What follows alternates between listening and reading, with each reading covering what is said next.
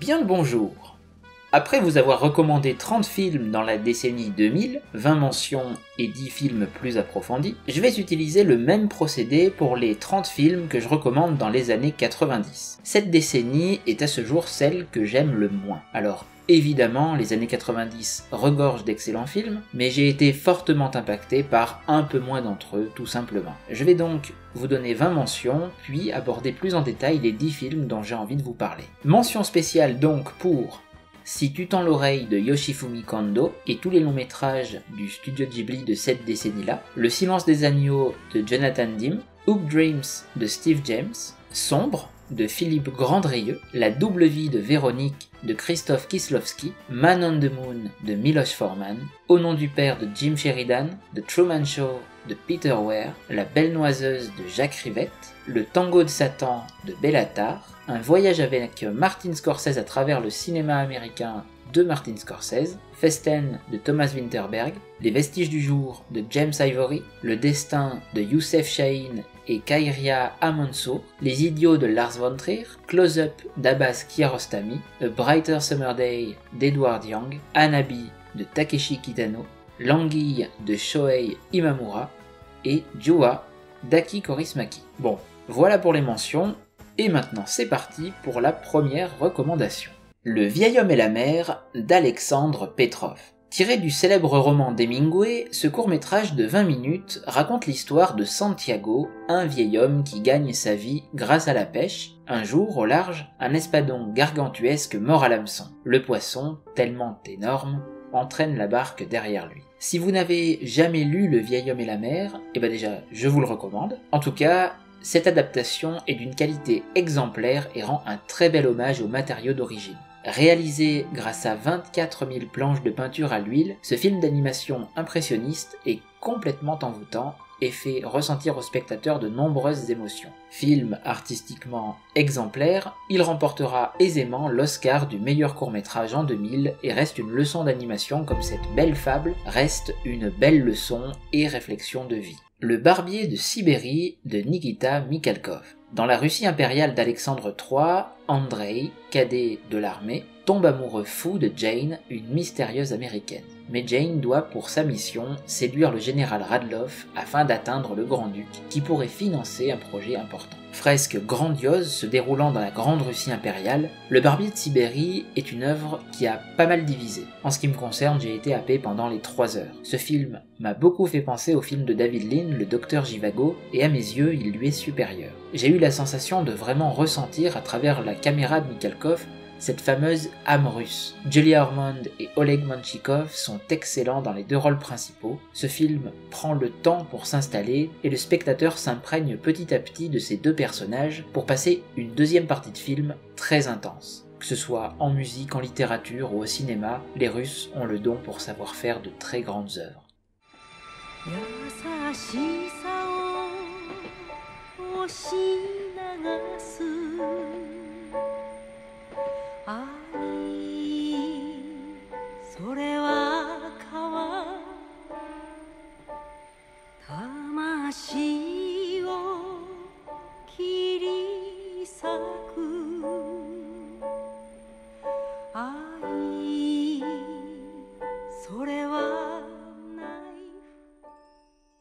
Souvenir goutte à goutte d'Isao Takahata. Une japonaise de 27 ans, Tokyoite, retourne à la campagne et traverse le Japon se remémorant son enfance. Bien moins connu et apprécié que son ami et associé dans la création du studio Ghibli, Hayao Miyazaki, Takahata nous a pourtant laissé une œuvre riche de sens et de technique, sensible et profondément humaine. Avec ce long métrage beaucoup trop méconnu à mon goût, comme la plupart des films de Takahata d'ailleurs, Takahata ne propose pas quelque chose de dynamique, aux enjeux fous, remplis de surnaturel. Il propose des thématiques qui lui sont chères, l'importance des liens familiaux et l'épanouissement personnel, le tout dans un dessin et un propos réalistes, au rythme de la vie qui passe et des souvenirs qui l'accompagnent. C'est un film doux qui m'a réchauffé le cœur à travers le personnage de Taeko, ainsi que des messages qui viennent saupoudrer le récit, comme ses préoccupations environnementales qui ont toujours été très chères à M. Takahata, comme à M. Miyazaki. Bref, c'est un petit bonbon de délicatesse douce amère et de nostalgie. Gabé de Mohsen Makhmalbaf. Au bord d'une rivière, un vieux couple lave un magnifique tapis traditionnel. Ces motifs retracent l'histoire d'amour d'une jeune femme. Au contact de l'eau de la rivière, la jeune femme apparaît et leur raconte son histoire. Un cinéaste très engagé, Mark Malbaff réalise ici un film d'une poésie visuelle absolument magnifique en travaillant fortement les couleurs. En à peine 1h15, le film traite de nombreux sujets comme l'amour, l'attente, la nature, la culture ou encore la magie et le temps. Film hors du temps justement, j'ai eu l'impression que Gabay me portait. J'avais ce sentiment de me laisser flotter, apaisé, mais aussi ébloui par la poésie envoûtante de ce film. Je pense que c'est le mot juste. Gabay est envoûtant. Il rappelle par son style le cinéaste Parajanov, cinéaste bien antérieur aux années 90 dont on reparlera très certainement dans la décennie qui lui est due. Je pense que c'est un film à voir en salle, en tout cas dans d'excellentes conditions si l'on veut apprécier à sa juste valeur ce film trop peu connu, à part dans la carrière de l'un des cinéastes les plus importants en Iran.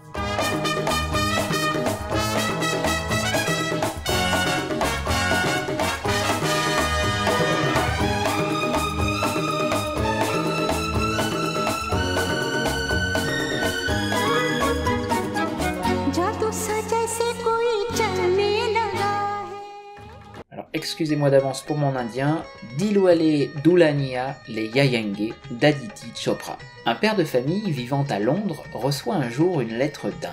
Son meilleur ami lui écrit, lui rappelant la promesse qu'il avait faite 20 ans plus tôt, celle de marier leurs enfants. Le père de famille décide de tenir sa promesse, mais va accorder à sa fille un mois libre avant qu'elle ne soit obligée de se marier. Le cinéma indien est d'une richesse folle. Je ne suis pas un grand fan du style Bollywood, préférant des œuvres un peu plus réalistes, mais ce film est l'un de mes quelques grands plaisirs du cinéma bollywoodien. Déjà pour ses deux rôles principaux, Shah Rukh Khan et surtout Carol, qui sont d'un entrain et d'une vitalité folle, mais aussi pour ses couleurs vives, ses costumes, ses chorégraphies, et ce bon dans une culture bien différente de la nôtre. Je ne sais pas si c'est toujours le cas, mais en Inde, ce film était encore à l'affiche en 2022 dans un cinéma de Bombay qui le diffuse depuis sa sortie en 95.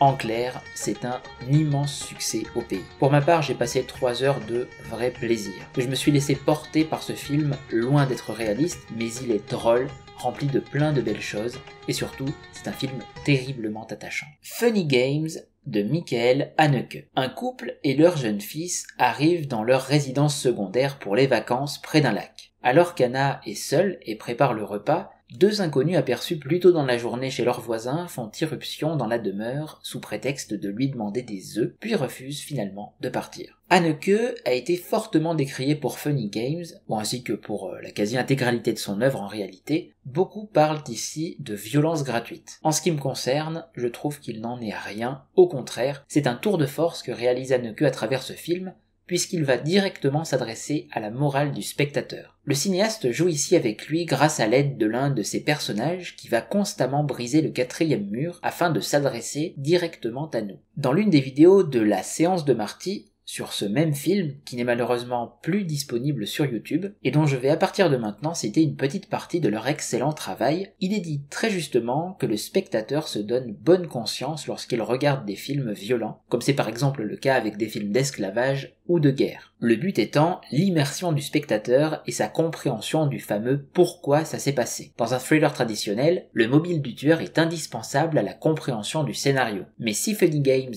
refuse d'y répondre, c'est justement pour faire remarquer au spectateur que s'il regarde un film violent, il n'a en réalité besoin d'aucune raison véritable pour profiter de la souffrance des personnages présents à l'écran. Le but d'Haneke à travers son film est tout simplement d'expérimenter et de renverser les codes et les clichés du cinéma pour susciter de vives réactions de la part du spectateur. Le but du jeu étant de savoir jusqu'à quel point votre curiosité peut prendre le pas sur votre morale. Film, de mon point de vue, absolument génial, extrêmement bien construit, qui m'a fait beaucoup réfléchir pendant et après son visionnage. Par contre, vous l'aurez compris, il n'est clairement pas à mettre entre toutes les mains. À propos de Funny Games, Michael Haneke disait lui-même « Si ce film vous dérange, vous n'avez qu'à quitter la salle ». La cérémonie de Claude Chabrol. Sophie est engagée comme bonne à tout faire chez les Lelièvre, famille bourgeoise. Cette jeune femme, très discrète, prend grand soin de cacher son analphabétisme dont elle a terriblement honte. Elle se lie bientôt d'amitié à Jeanne, la postière du bourg qui déteste les Lelièvre. Sans contestation possible, l'un si ce n'est le meilleur film de Claude Chabrol, Nous avons affaire là à bien plus qu'une simple lutte des classes. Très rigoureux, la cérémonie dévoile à travers des visages et des expressions magnifiquement filmées, avec une froideur glaçante, une société scindée en deux, une folie partagée entre deux femmes qui se trouvent mais sont hantées par un passé qui ne les quitte pas. L'association d'Isabelle Huppert à Sandrine Bonner, deux actrices radicalement différentes, fait mouche instantanément. Nous sommes immédiatement frappés par le côté décalé de ces deux personnages. Celui de Sandrine, à la froideur étonnante et inquiétante, celui d'Isabelle, excentrique et rebelle. Ce duo m'a beaucoup marqué, et si vous avez vu la vidéo des années 2000, vous connaissez mon amour pour Sandrine Bonner, eh bien c'est dans ce film que je la préfère. Elle est virtuose, juste à chaque instant, et l'alchimie opère avec chaque acteur avec qui elle partage l'écran. C'est indéniablement l'un de mes gros coups de cœur de la décennie. Underground d'Emir Kusturica. Évocation très controversée de l'histoire de l'ex-Yougoslavie de 1941 à nos jours, à travers l'histoire de la vie de Blackie, un arriviste manipulateur. Hilarant, mais aussi d'une grande tristesse, Underground dresse le portrait d'un pays ravagé par les guerres. La musique a une place très importante ici, comme chaque élément en réalité, tout a été soigneusement élaboré, tout est très précis, que ce soit dans le jeu ou le cadrage, bien qu'à première vue, ça ressemble à un immense foutoir. Tout symbolise la folie. C'est un film tout en symboles, métaphorique, et forcément Kusturica nous donne à réfléchir. L'humour apporte énormément de corps à ce qu'on voit, puisque tout est tragique. C'est probablement le film le plus dense de Kusturica. Certains seront probablement hermétiques à ce film, voire peut-être même au cinéma de Kusturica, qui est quand même très particulier. Pour ma part, j'ai passé un moment très fort, et j'ai longtemps écouté la bande originale du film, qui est vraiment géniale. Où est la vérité ? Y en a-t-il réellement une ? C'est l'une des nombreuses questions que nous pose Kusturica à travers Underground, et la Palme d'Or qu'il obtiendra est l'une des plus fortes de l'histoire du Festival de Cannes à mes yeux. Intelligent et complètement fou, ce film est à voir absolument. Vámonos, déjalo ya.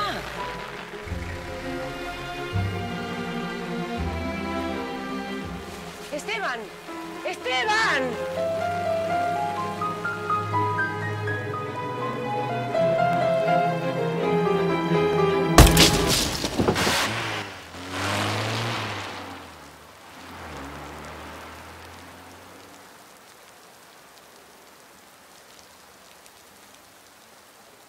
Tout sur ma mère de Pedro Almodóvar. Manuela travaille comme infirmière à Madrid, elle est une mère entièrement dévouée à son fils, qui lui écrit un scénario nommé Tout sur ma mère, parlant de son père qu'il n'a jamais vu. J'ai vu l'intégralité de la filmographie de Pedro Almodóvar et je ne peux pas dire être un grand fan de son œuvre. Peu de ses personnages parviennent réellement à me toucher, mais il a un style bien à lui. Et qu'on aime ou pas, on reconnaît instantanément lorsqu'il s'agit d'Almodóvar aux commandes. Mais Tout sur ma mère, c'est un film que j'aime énormément. C'est d'ailleurs probablement mon préféré de sa filmographie. Pourtant, il parle de thématiques qui reviennent très souvent, comme la sexualité largement en tête, thème qu'il aborde sous tous ses aspects. C'est l'un des, si ce n'est peut-être même le premier, à s'y attaquer aussi frontalement et crûment. Ici, le transsexualisme et le sida sont au centre d'un récit riche et très intelligemment mis en scène. Ces personnages féminins m'ont beaucoup touché et les interprétations de Cecilia Ross, Marisa Paredes, Antonia San Juan et d'une Penélope Cruz qui prendra définitivement son envol avec ce film sont tout simplement magnifiques. Tout sur ma mère nous renvoie directement à nos manques et à nos fantômes personnels sans jamais être tire-larme. Film profondément humain, renforcé par la pièce de Tennessee Williams, Un tramway nommé Désir, qui est présente tout au long du film et qui vient souligner avec finesse la profondeur de ces personnages féminins. Tout sur ma mère est beau, drôle, terrible aussi, mais encore une fois, très humain. Et nous terminons avec Bad Boy Bubby de Rolf De Heer. Séquestré depuis sa naissance par sa mère, Bubby ignore tout du monde extérieur qu'il croit empoisonné. L'arrivée de son père, dont il était tenu éloigné, va bouleverser sa vie. Le jour de ses 35 ans, Bubby va enfin sortir. Il découvre un monde à la fois étrange, terrible et merveilleux, où il y a des gens, de la pizza, de la musique et des arbres. Film fascinant, dérangeant et déjanté, il m'a fait découvrir un acteur impressionnant dans le rôle principal, Nicholas Hope. Il campe un personnage qui ne connaît absolument rien du monde qu'il va découvrir, il est naïf à souhait, il écoute et croit tous les personnages qu'il croise. Cet homme de 35 ans qui agit comme un enfant, recopiant tout d'abord ce qu'il voit pour le digérer et grandir à sa manière, mais grandir dans un environnement sale, cruel et vulgaire. J'ai pas trop envie de vous en dire plus pour ne pas vous gâcher le visionnage de ce film remarquable qui aborde de nombreux sujets et nous pose beaucoup de questions. C'est un vrai gros coup de cœur personnel. Et bien voilà, j'ai fait le tour. Prochaine étape, les années 80 avec 30 nouveaux films. N'hésitez pas à partager des films qui vous ont marqué dans cette décennie-là. Moi, je vous souhaite une belle journée, allez au cinéma, prenez soin de vous et à très bientôt.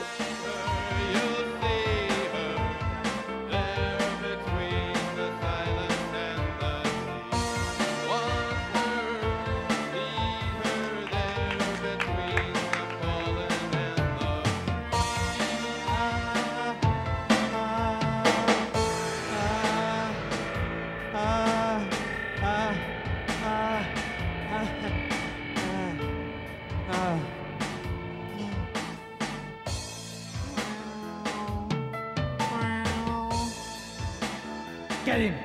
Get him! Get him! Jesus Christ! Get the fucking thing out of here, you mad bastard!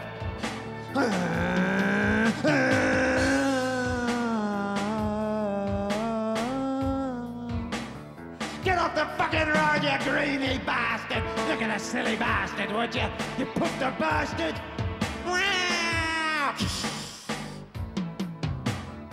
Hey, son, you can call me Pop. I'm your Pop. Hey, Pop! Hello, son. Hello, Pop! Yeah, that'll do. Don't go making a big thing of it. What's the matter with you, son? You got a bit of a mental condition or something? Fucking kid's trying to be me again. Shut the fuck up, kid! You useless cunt. Why don't you piss off? Leave Bubby alone. Leave Bubby alone. Fucking useless shit should have been left to die!